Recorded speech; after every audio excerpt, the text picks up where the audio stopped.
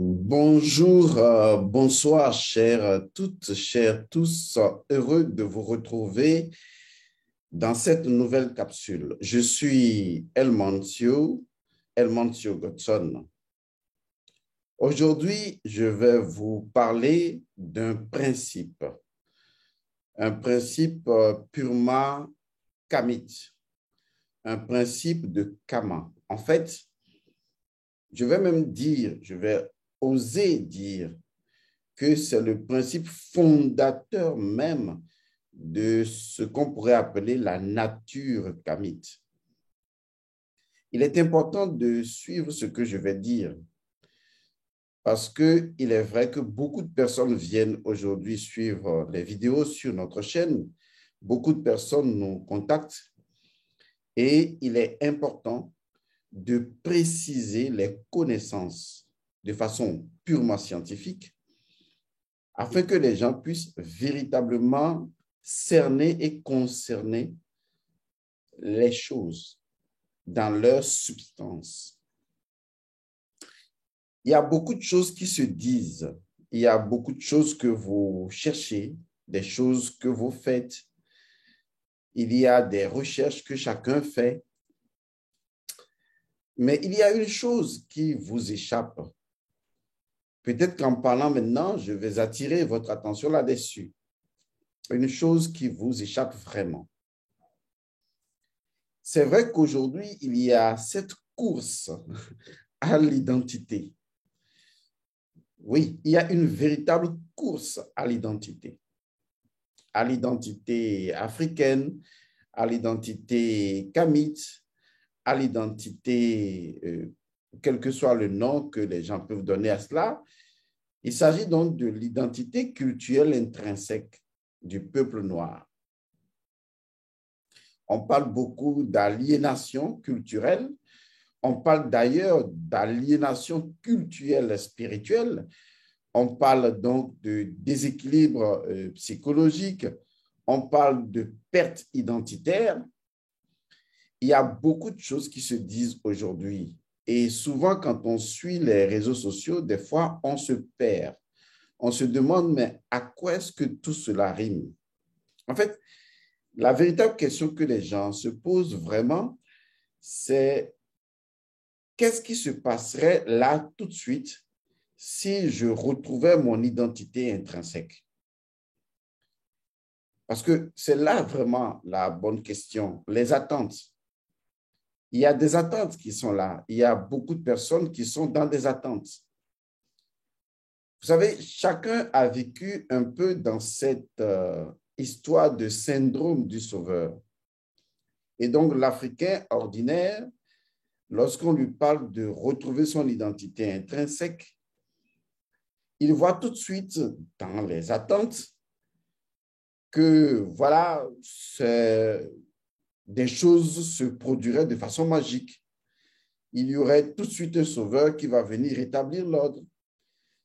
En fait, il ne sait vraiment pas ce qui va se produire si là, tout de suite, il retrouve son identité fondamentale. Il ne sait pas. Il ne sait vraiment pas ce qui va se produire. Et donc, il développe des attentes. Il suppose que s'il retrouvait ses attentes, par exemple, il n'aurait plus de problèmes, par exemple, ou il ne souffrirait plus de certaines maladies, ou il n'aurait plus certains déséquilibres psychologiques. En fait, il essaie d'imaginer des attentes qui sortiraient de ces retrouvailles identitaires en se disant, si je retrouve mon identité, si je fais ce retour à la source de mon identité, c'est sûr et certain que les multiples problèmes que j'ai dans ma famille, avec mes enfants, avec la société, avec ma profession, eh bien, tout cela s'arrêterait net et que, justement, je me sentirais heureux. En fait, chacun se fait des films dans la tête.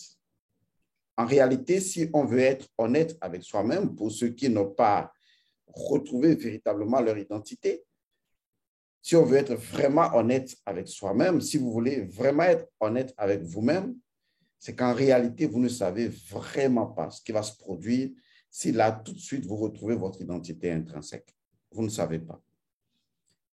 Voilà justement le problème. Lorsqu'on ne sait pas ce qui va se produire là, tout de suite, si on retrouve son identité fondamentale, parce qu'on ne le sait justement pas, parce qu'on ne sait pas si les choses vont s'améliorer, si la situation va devenir meilleure ou si peut-être je vais retrouver le bonheur et tout ça. Et donc, parce que vous ne le savez pas, mais comme ce sont des choses dont vous souffrez, en fait, des choses qui sont en manque dans votre vie, vous supposez, vous imaginez que si là, tout de suite, votre identité fondamentale revenait, que si vous retrouviez cette connexion à la source, eh bien, tous ces problèmes disparaîtraient comme par enchantement. Voilà l'idée mentale dans laquelle beaucoup de personnes vivent actuellement.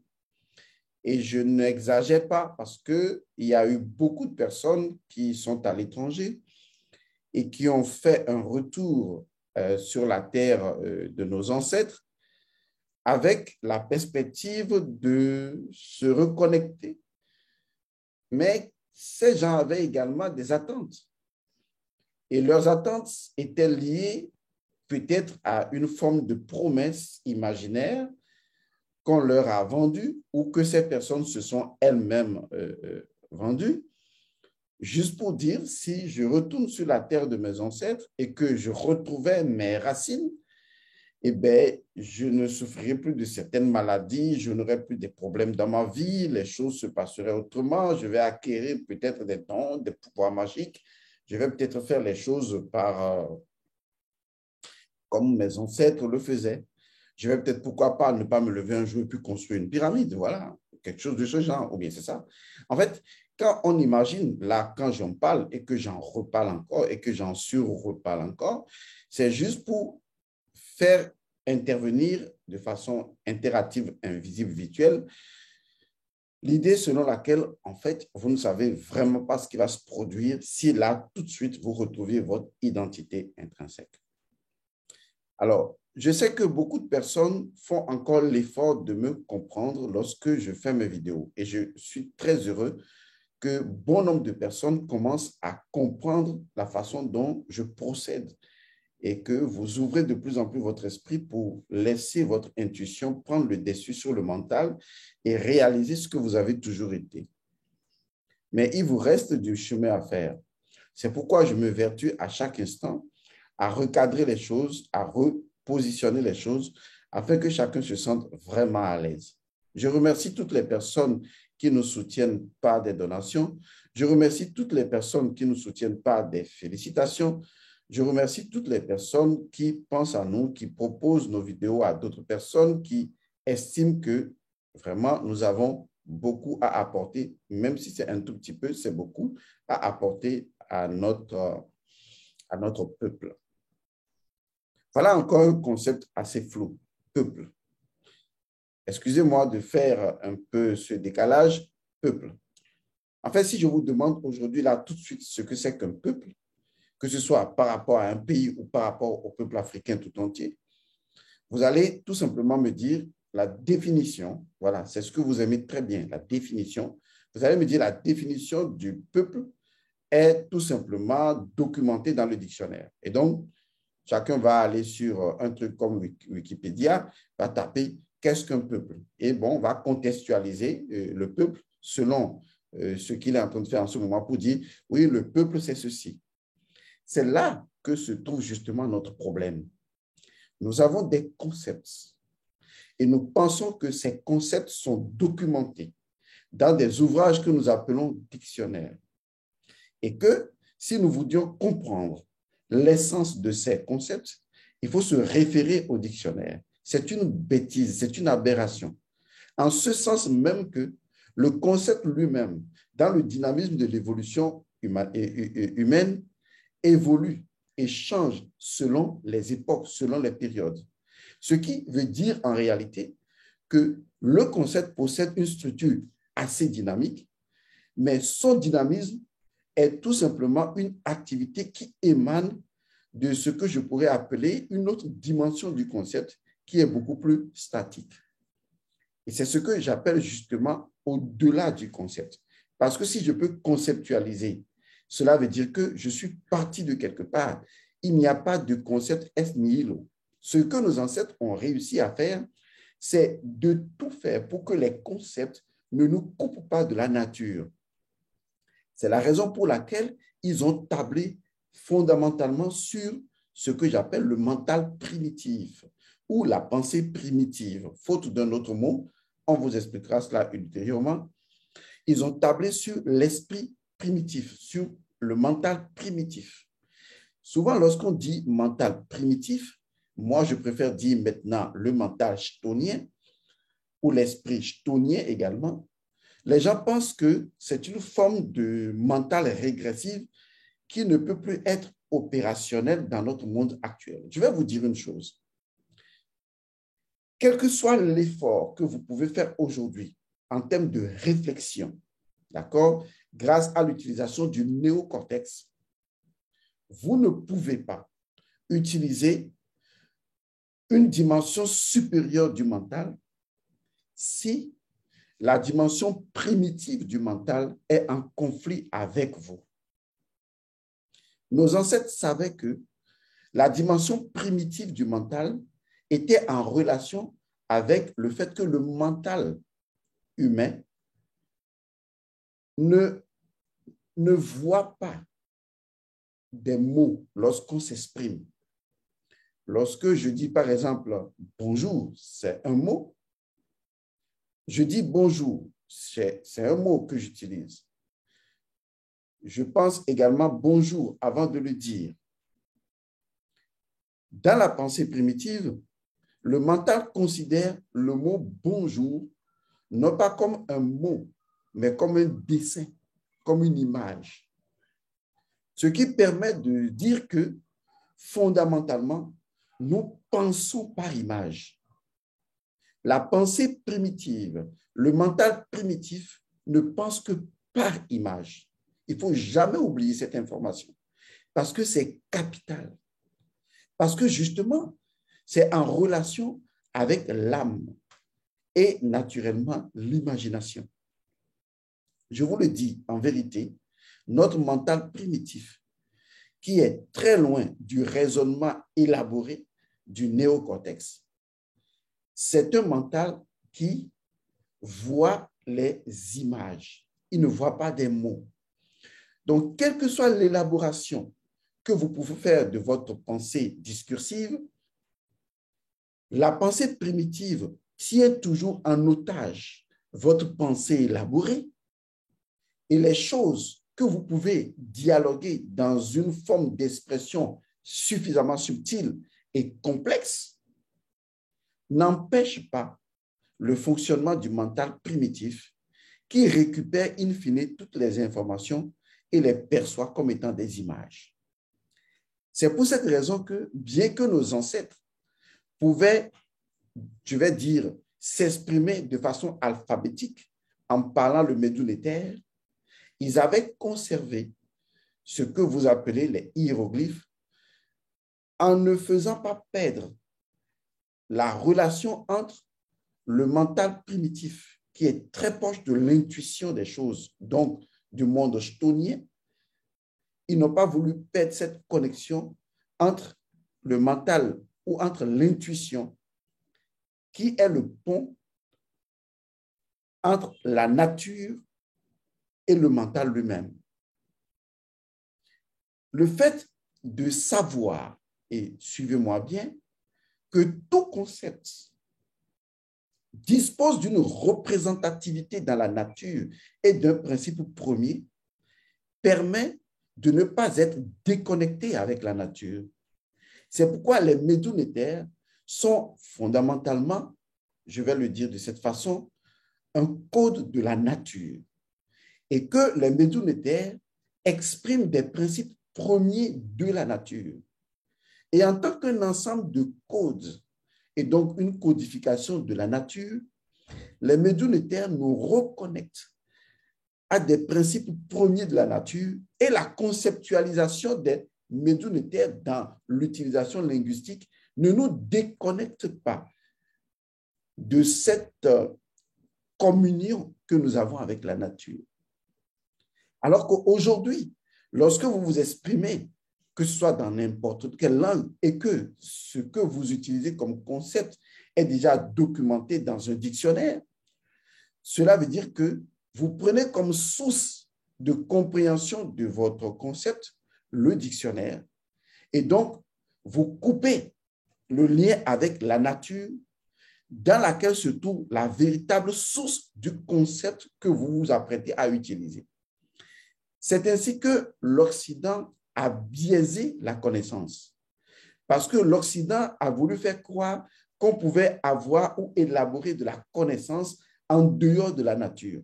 Mais si je suis d'accord que je ne peux pas élaborer de la connaissance en dehors de la nature, ça veut dire que les concepts que j'utilise doivent être en relation avec des éléments de la nature, avec les principes premiers de la nature.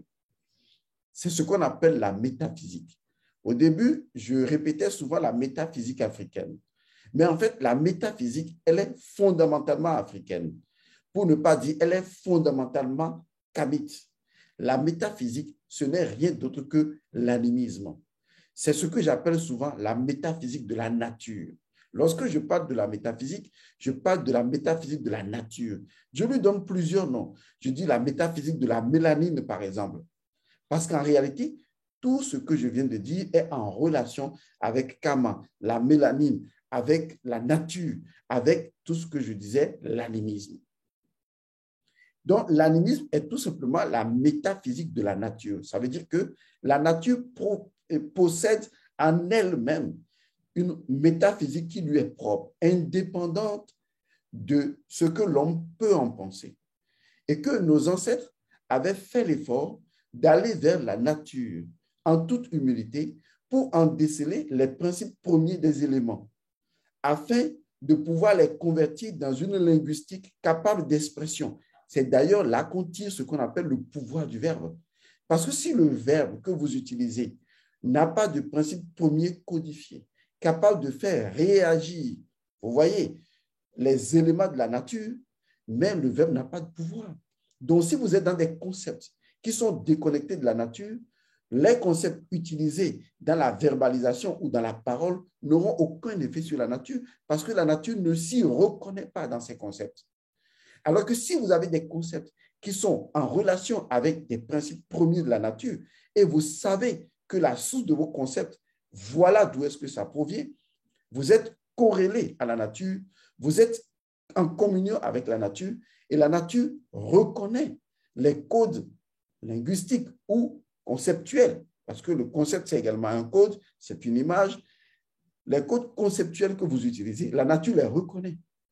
Parce que votre concept n'est pas un concept produit ex nihilo.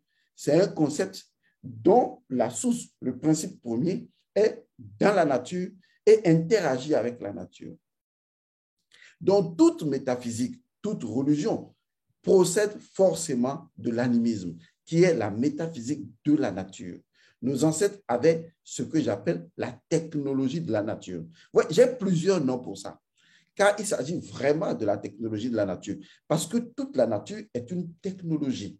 Il faut tout simplement découvrir les principes actifs qui codifient les différents éléments de cette technologie dans son engrenage entier, percer les différents éléments qui sont engrenés et produire des résultats en répétant, en imitant ce que la nature sait faire déjà. C'est ce qu'on appelle la Eka.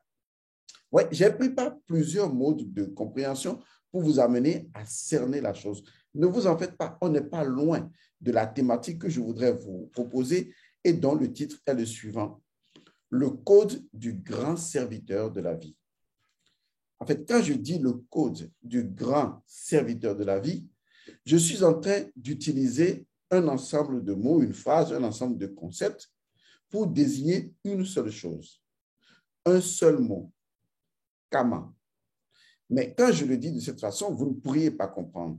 C'est pour cette raison que je nous posais la question, je ne vais pas m'exclure, je nous posais la question de savoir, lorsque je retourne à la source, lorsque je retourne à mon identité africaine, lorsque j'accepte de sortir de l'aliénation et de me retrouver aligné par rapport à mon code culturel, dans mon propre paradigme, qu'est-ce qui va se produire ensuite? Vous voyez, c'est très important de savoir. C'est là que je vais vous dire une chose et que je vais insister et vous répéter cette chose. Il ne s'agit pas de vous. C'est important de comprendre ça. Vous n'êtes pas l'élément le plus important. Ça ne veut pas dire que vous n'êtes pas important. Je voudrais simplement que vous évitiez de ramener les choses à vous. Car sans vous, les choses ont leur propre nature indépendante, autonome, souveraine. Votre interaction avec les choses ne doit pas être perçue comme une forme de « je possède les choses, j'ai une autorité sur les choses et c'est moi qui fais que les choses sont ». Sachez que les choses ont toujours été, les choses sont et les choses seront. Que vous soyez là ou que vous ne soyez pas là, c'est important de garder ça en esprit. C'est pourquoi je vous répète, il ne s'agit pas de vous. Nos ancêtres étaient très humbles parce qu'ils avaient compris ce principe. Ils avaient réalisé qu'il ne s'agissait pas d'eux. Ils avaient en face d'eux une mécanique extraordinairement gigantesque. Et eux, ils se voyaient tout petits dans ce mécanisme. Ils voyaient leur intervention comme étant indispensable à l'équilibre macrocosmique, mais ils savaient qu'il ne s'agissait pas d'eux, mais qu'il s'agissait de participer à un grand système universel, et c'était ça, ce qu'on appelle la Ma'at. Je vais vous expliquer, ne vous en faites pas. Revenons à un élément beaucoup plus simple, parce que en tant que, disons, formateur, j'ai l'obligation de veiller à ce que la compréhension vous soit acquise. Et j'utiliserai tous les moyens les plus éthiques possibles pour vous amener à comprendre les choses. Alors ne vous en faites pas, ouvrez juste une autre dimension de vous. Laissez votre mental de côté et ouvrez votre cœur et comprenez ce que je dis. Prenons un exemple simple. La terre. Puisque vous aimez les choses factuelles. Encore que là, c'est relatif. Car pour l'homme spirituel, le monde spirituel est réel et factuel. Ouais, la réalité dépend des gens. Un fou ne voit pas la réalité de la même façon que nous qui nous disons normal. Et pourtant, il voit des choses, tout comme nous aussi nous voyons des choses. Donc, il faut vraiment relativiser. Prenons donc la terre, notre belle terre. Nous prenons la terre telle qu'elle est, avec ses lois, avec son système de fonctionnement qui est propre à la terre elle-même. Jusque-là, vous avez compris, je ne vais pas entrer plus dans les détails, sinon on ne sortira pas de cette communication. Je vais vous dire une chose. Est-ce que vous savez que la terre elle-même, en tant qu'entité vivante, ou même pour les gens qui n'y croient pas, que la terre est vivante, c'est le problème. La terre, est-ce que vous savez que la terre en tant qu'entité vivante, si on doit lui poser la même question, elle vous répondra, il ne s'agit pas d'elle, la terre. Vous savez pourquoi? Parce que elle-même, la terre, dépend, il faut bien comprendre ce que je dis, dépend d'un système plus grand que la terre elle-même. Ça veut dire que les lois que la terre vous impose en griffe, c'est une façon de parler, j'aime pas trop ce mot imposer, parce que je peux vous prouver que la terre ne vous a pas imposé ces lois, puisque vous êtes une partie de la nature de la terre, et donc elle ne vous a rien imposé. On ne peut pas imposer quelque chose à une personne qui possède la même nature que soi. Donc, on ne vous impose rien. Vous faites partie, c'est tout. Et donc, la terre elle-même, elle est obligée, je vais utiliser ce mot pour le moment, elle est obligée de fonctionner comme elle fonctionne. parce qu'il ne s'agit pas d'elle.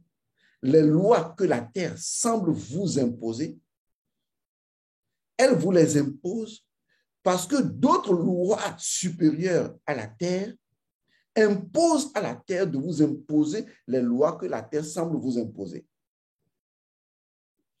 Et à ces lois supérieures qui imposent à la terre de vous imposer ces lois, s'imposent également d'autres lois supérieures à ces lois supérieures, et tout ceci dans un système universel. Donc, la terre, je vais me répéter, et prenez avec pincette cette expression, n'a pas le choix.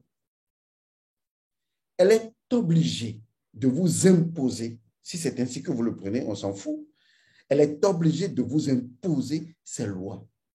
Parce que l'imposition des lois de la nature de la terre ne proviennent pas de la terre elle-même, puisque elle-même dépend d'un système plus grand, qui dépend d'un système plus grand, encore plus grand et toujours plus grand.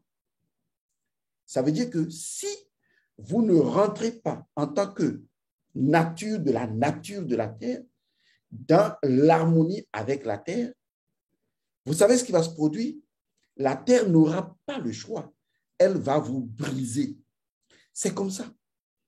Elle va créer toutes les distorsions nécessaires et indispensables à la survie de la terre pour que la terre reste connectée à ce système plus grand, même s'il faut éliminer l'espèce humaine. Il faut que vous compreniez ça. Parce que quand j'entends des gens dire c'est la fin du monde et il y a ceci, cela, ce n'est pas la fin du monde. Vous ne pouvez pas être plus intelligent que la Terre. Ce n'est pas possible. Il faut que vous arrêtiez de croire ça. Parce que la Terre possède une infinité de dimensions, de connaissances, de dispositions intrinsèques à la Terre elle-même. Et elle trouvera forcément les voies et moyens pour vous obliger à suivre ces lois ou elle va vous éliminer. Je pèse mes mots. Elle va vous éliminer. En fait, pour la terre, elle ne vous élimine pas, puisque rien ne se perd, rien ne se crée, tout se transforme. Elle est obligée de vous transformer d'une manière ou d'une autre. Même si vous devez passer par la maladie, la mort, les désastres, elle est obligée de le faire. Parce qu'en réalité, elle-même est une obligée de lois supérieures, c'est-à-dire de lois galactiques, qui sont également des obligés d'autres lois supergalactiques, le tout formant un système cosmique universel. C'est comme un enfant dans le ventre de sa mère. Elle ne peut pas faire, ou l'enfant ne peut pas faire la loi. C'est ce que la maman mange que l'enfant mange. Ce sont les dispositions de la mère qui s'imposent à l'enfant. Ce sont les lois de la mère qui définissent l'enfant. L'enfant subit sa formation dans le ventre de la mère sous l'égide de l'énergie et du cycle de la vie de la mère, de sa nature, de tout ce que la maman représente en termes d'expérience. Nos ancêtres savaient ça. C'est pourquoi ils ne rentraient jamais en conflit avec la nature. Ils trouvaient les voies et moyens pour épouser. Vous voyez, c'est important, pour épouser la nature. Parce qu'il s'agit justement d'épouser la nature, de faire une alliance avec la nature, pas de faire, d'être contre la nature, mais de faire une alliance avec la nature. C'est pourquoi les ancêtres faisaient une alliance avec les entités de la nature, avec les divinités de la nature, avec les principes premiers de la nature. Parce que la nature doit être notre allié et nous devons être l'allié de la nature. Parce que nos ancêtres savaient que nous ne pouvons pas faire la loi à la nature, que la nature forcément va nous briser. Est-ce que vous savez ce que la nature est déjà en ce moment en train de préparer pour vous ou contre vous, l'humanité, d'ici 60 ans, d'ici un siècle, d'ici 200 ans, d'ici 500 ans? Est-ce que vous en avez une idée? Non, vous n'en avez pas une idée. Parce que la Terre fait partie d'un schéma cyclique plus grand et c'est déjà ce qu'elle va vous faire dans 500 ans. Même si aujourd'hui, vous vous égosillez à penser que vous êtes les rois de la Terre se moque de vous. La Terre se rit de vous. Parce que vous ne pouvez pas posséder la Terre. Elle se moque de vous. Parce que vous n'avez aucune idée des multiples, incroyables transformations dont elle détient l'intelligence et qu'elle est capable de contourner vos intelligences petites pour vous remettre à l'endroit. Vous n'imaginez même pas l'intelligence infinitésimale de la nature. Savez-vous comment la nature produit les créatures? Alors, quelle est alors la mesure de votre intelligence pour qu'elle soit en mesure de confronter l'intelligence de la nature? Vous n'avez pas. Vous n'avez même pas encore exploré plus de 5% de vos capacités. Et donc, vous ne pouvez vivre que dans l'arrogance. Nos ancêtres avaient refusé cela. L'arrogance mentale, ils avaient refusé ça. Ils étaient entrés en une forme de communion avec la nature. Parce que pour eux, c'était le seul chemin, l'alliance avec la nature. Parce que la nature, la terre elle-même, dépend d'un système plus grand qui lui impose ses lois. Lequel système dépend d'un système encore plus grand, qui dépend d'un système encore plus grand. Ça veut dire que les petits éléments de ce système qui ne veulent pas être en harmonie avec le grand système seront broyés par le grand système. La nature, pour elle, elle ne vous tue pas, elle vous transforme. Et donc, qu'il y ait des catastrophes, qu'il y ait des guerres sans aucun sens, ou qu'il y ait des maladies, la nature crée sa loi pour vous remettre à l'endroit. En fait, elle ne connaît ni le bien ni le mal. Elle ne connaît qu'une seule chose. Et ça, il faut que vous gardiez ça à l'esprit, l'équilibre. C'est vous qui avez créé les concepts du bien et les concepts du mal, selon votre morale, qui peut même changer. La nature ne connaît pas le bien, la nature ne connaît pas le mal. La nature connaît l'équilibre. La seule loi que la nature connaît, c'est l'équilibre. C'est pourquoi dans la Maat, vous ne trouverez pas le bien ni le mal. Dans la Maat, vous trouverez l'ordre, vous trouverez l'équilibre, vous trouverez l'harmonie. Il est important que vous gardiez ça à l'esprit. Pourquoi je vous raconte tout ça? Parce que je veux vous conduire vers l'identité retrouvée de Kama, qui est fondamentalement en relation avec le code du grand serviteur de la vie.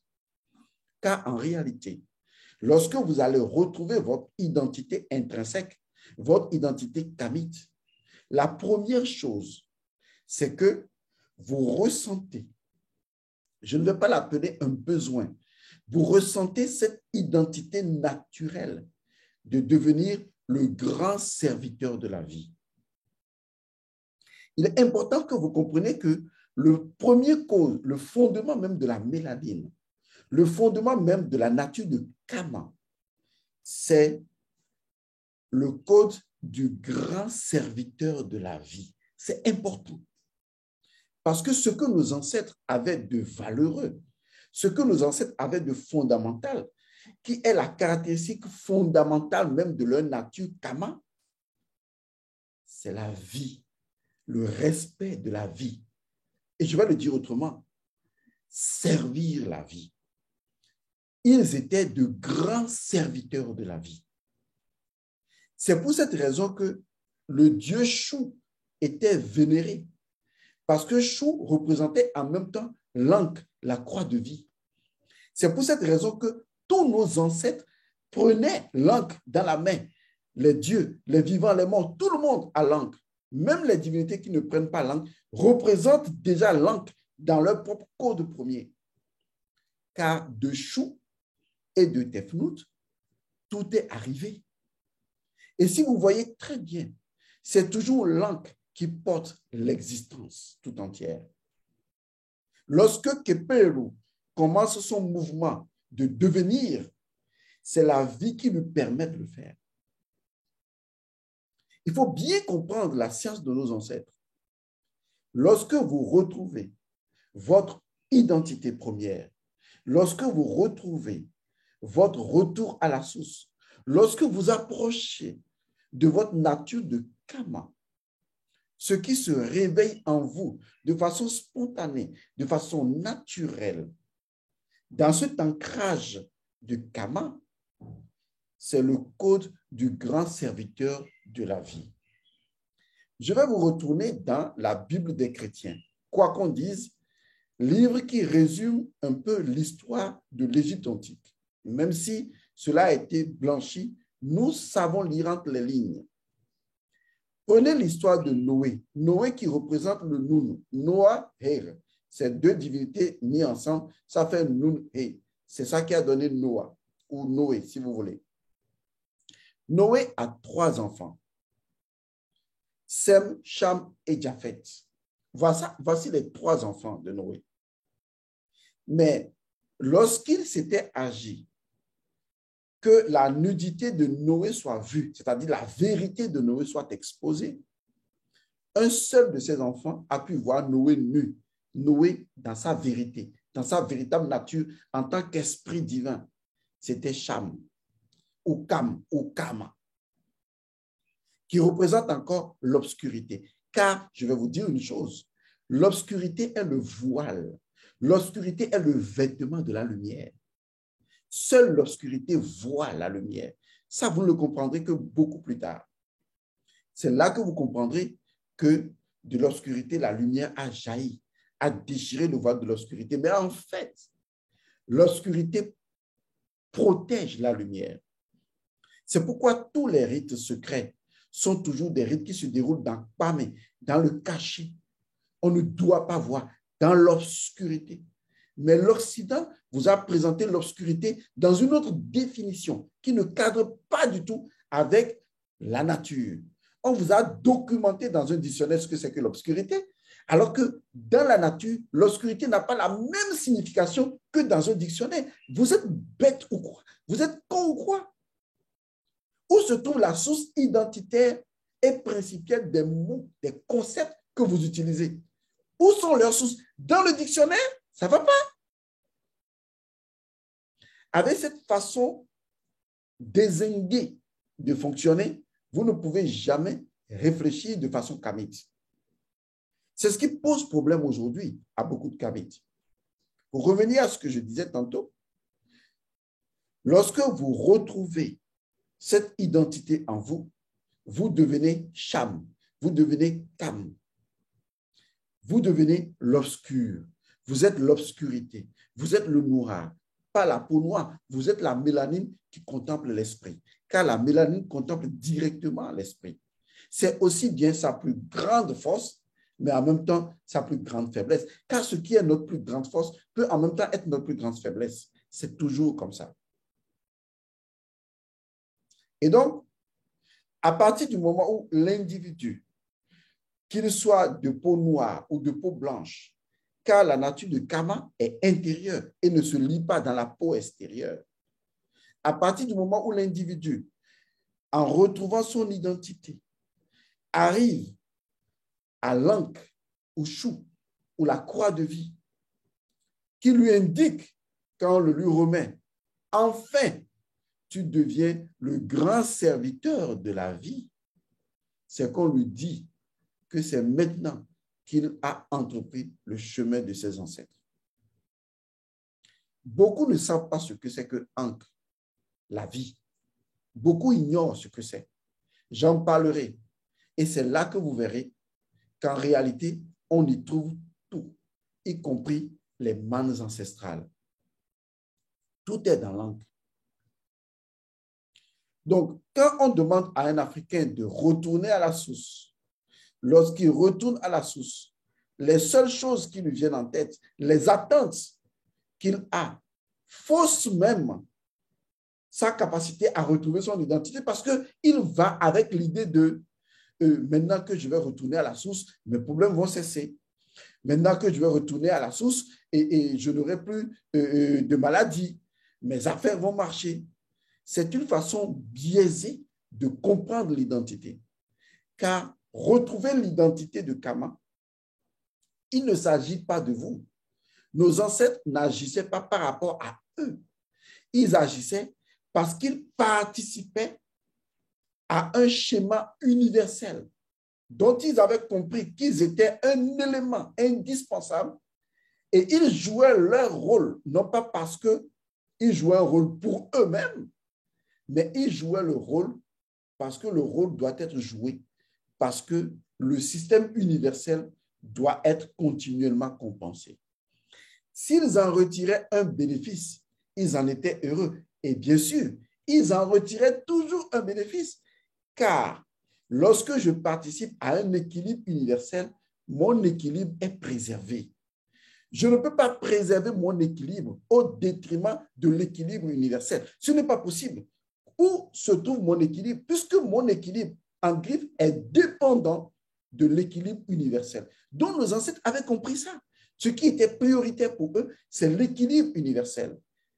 Parce que mon équilibre ne peut pas être autonome de l'équilibre universel. Donc, en participant de façon naturelle, innocente, spontanée, désintéressée à l'équilibre universel, leur propre équilibre était préservé.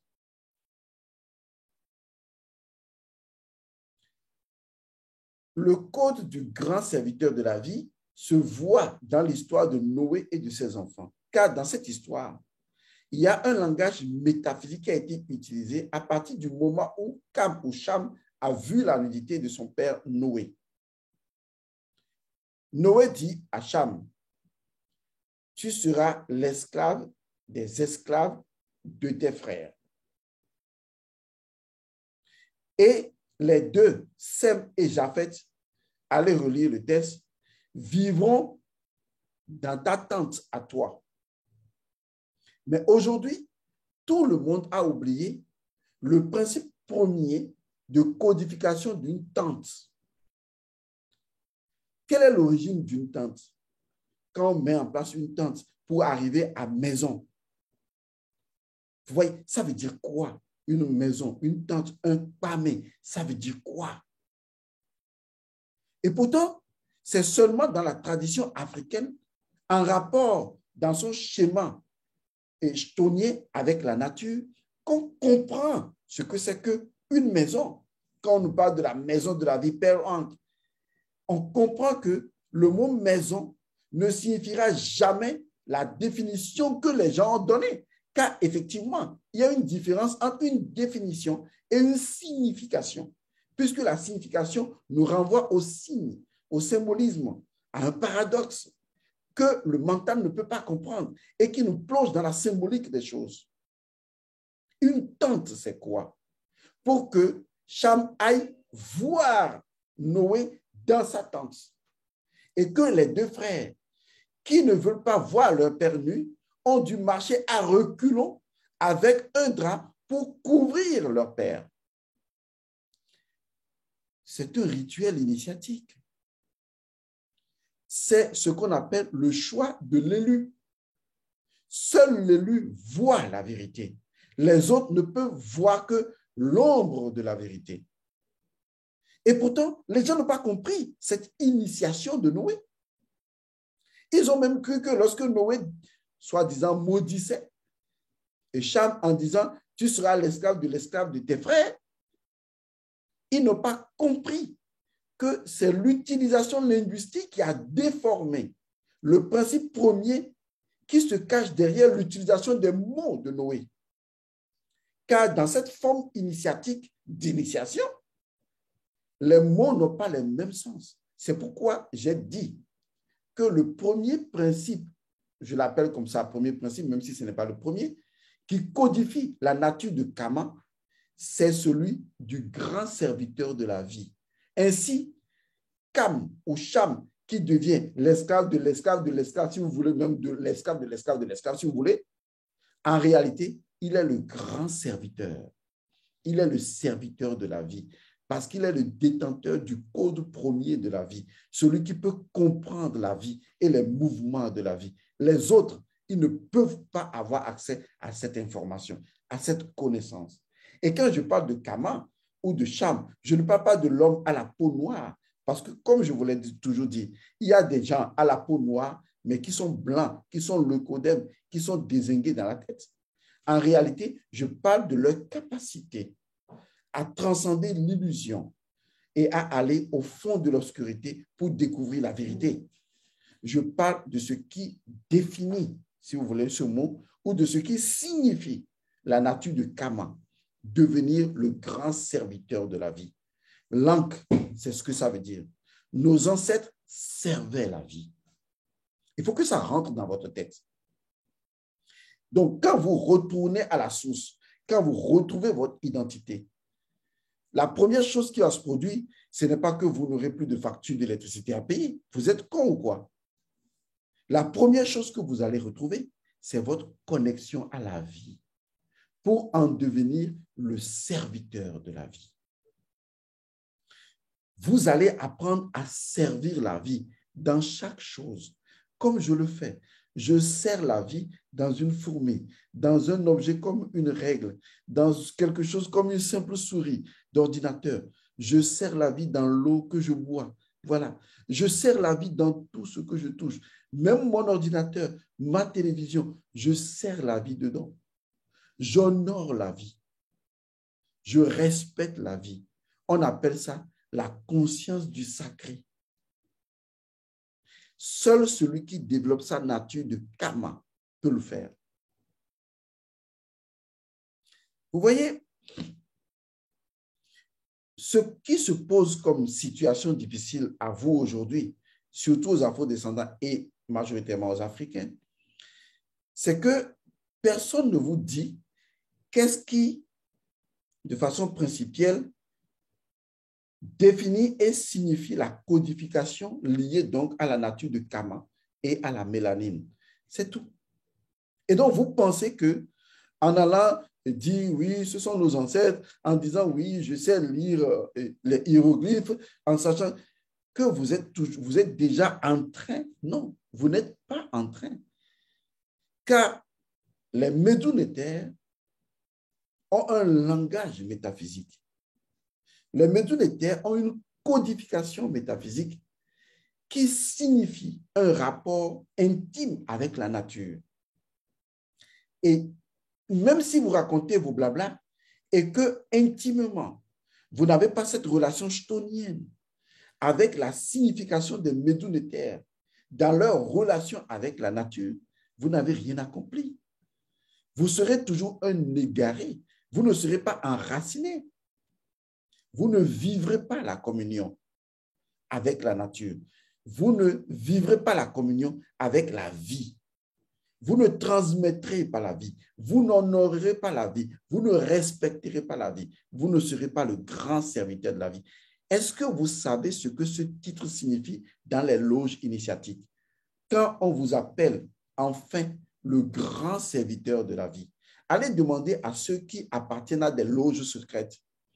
Dites-leur, demandez-leur, quel est le plus grand titre qui ait jamais été donné à un initié de haut rang dans une loge? C'est le titre de grand serviteur. Mais c'est plutôt le grand serviteur de la vie. Alors que chez eux, c'est le summum après un parcours initiatique qu'ils se donnent le titre à leur grand super grand maître de grand serviteur. Chez nous, dans la cité de Kama, c'est le point de départ. Ça veut dire qu'en réalité, ces gens n'ont même pas commencé la spiritualité ancestrale. Je dis bien, dans les loges, et je ne veux pas nommer certaines loges, le titre le plus grand, il n'y en a pas d'autres, que l'on peut donner à un grand maître de je ne sais quelle loge, c'est celui du grand serviteur. C'est tout. Il n'y en a pas. Dans l'initiation kamite ancestrale, ce n'est pas la fin du voyage, ça. Chez nous, dans Kama, le titre du grand serviteur de la vie, c'est le point de départ. Vous comprenez en fait que les autres n'ont même pas commencé la spiritualité. Ils sont dans de la spéculation spirituelle, ce que Kama ne fait pas. Je sais précisément ce que je dis. Parce que je suis à cette initiation-là. Et c'est ce qui me permet de comprendre mes ancêtres et de comprendre leur énergie et de comprendre ce qu'ils ont véhiculé et qui reste de mémoire liée à l'énergie de la terre, de la nature. Et c'est la mémoire impérissable. C'est ce qu'on appelle les manes ancestrales. Seules les manes ancestrales rendent à la terre, aux cités, aux civilisations, leur fertilité. Je ne vais pas rentrer dans un autre débat.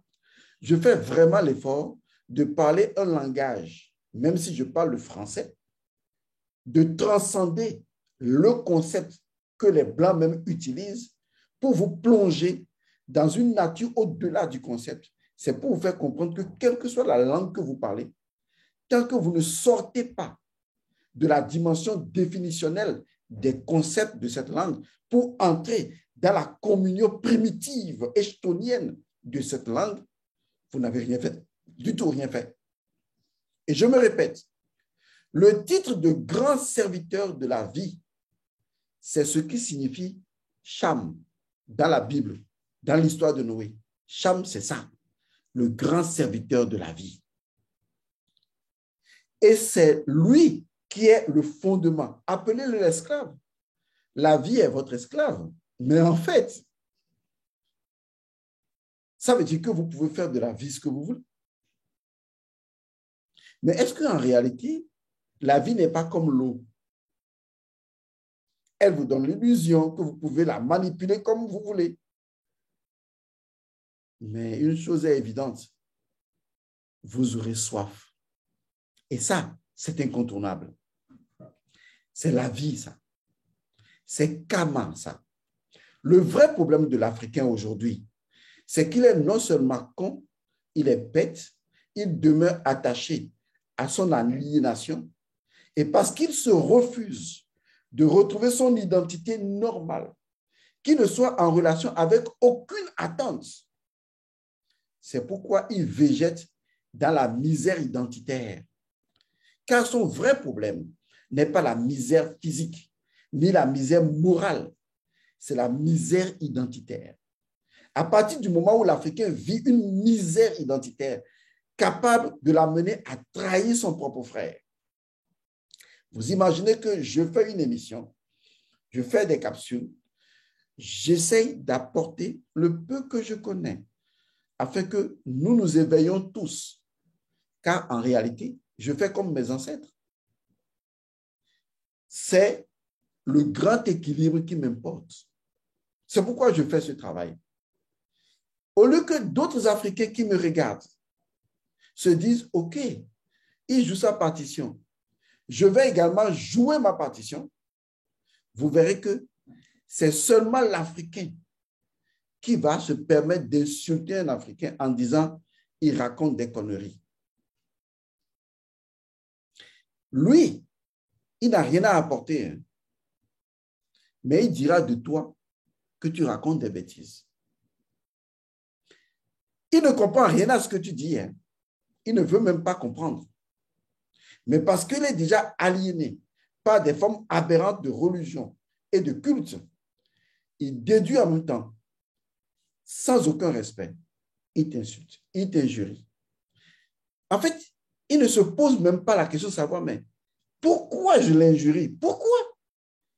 Même si je ne suis pas d'accord avec lui, est-ce que je suis obligé de dire qu'il raconte des conneries? Non, l'Africain ne justifie pas ça. Un malade, il est malade. L'Africain est malade. Il faut que vous reconnaissiez que la perte identitaire induit une maladie psychologique. Non, une maladie psychique. Je dis bien une maladie psychique. Si vous ne reconnaissez pas que les Africains sont psychiquement malades, vous ne mettrez pas le traitement adéquat pour les guérir. Les Africains sont psychiquement malades. Ils souffrent d'un traumatisme psychologique. Ils sont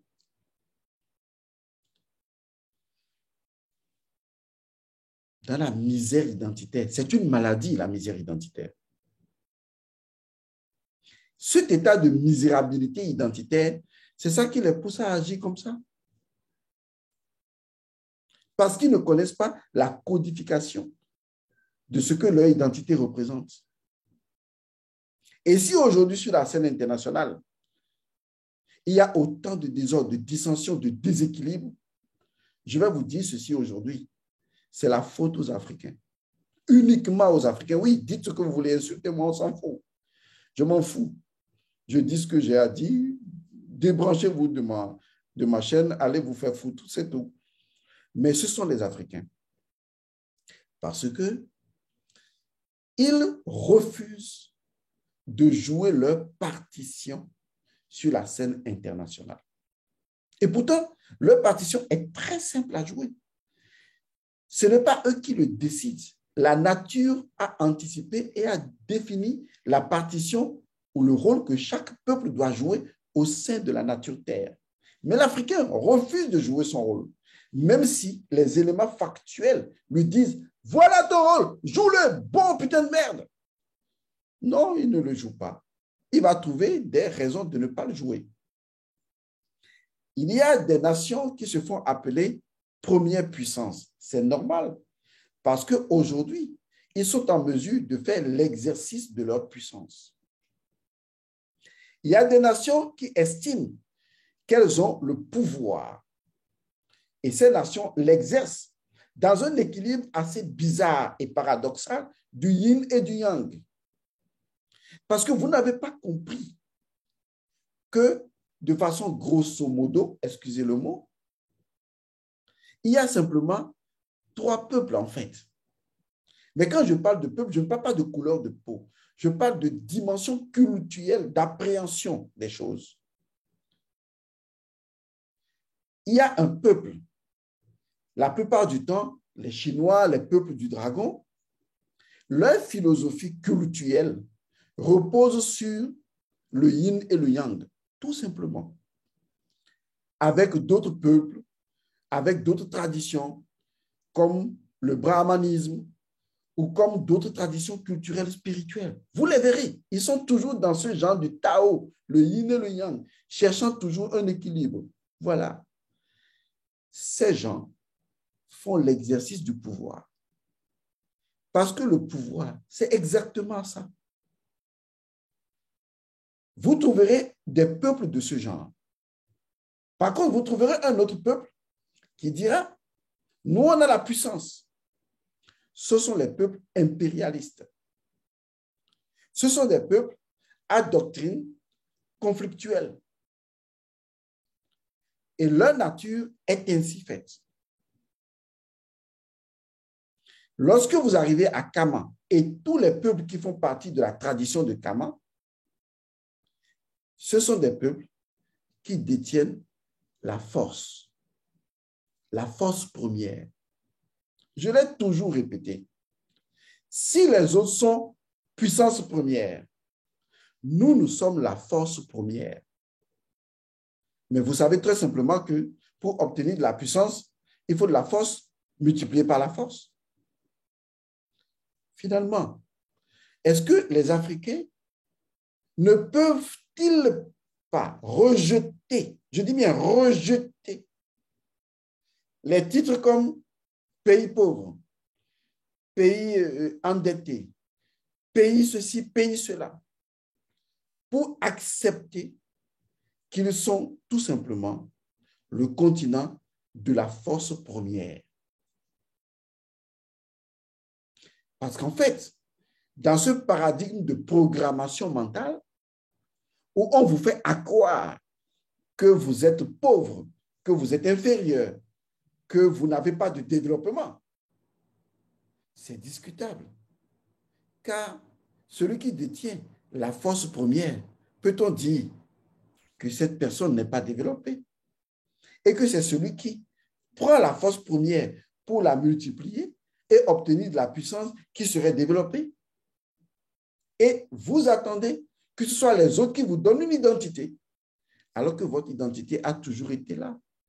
La force première. Que ce soit sur le plan spirituel, sur la dimension politique ou matérielle, la nature nous a dotés de la force première. Même en termes de ressources, Nous sommes la force première. Et jusque-là, les Africains ne retrouvent pas leur identité. Si vous mettez la force première au service de la vie, à quel moment les autres vont utiliser cette force en puissance pour détruire la vie? Parce que vous n'êtes pas présent. Parce que vous avez refusé de prendre votre identité en main et de dire aux autres, on ne vous donne plus notre force première, à moins que vous allez en faire bon usage. Non, au contraire, vous vendez vos enfants, vous vendez votre conscience, vous vendez votre force première. Même sur le plan spirituel, vous vendez les vaudous aux autres. On déplace les traditions spirituelles ancestrales.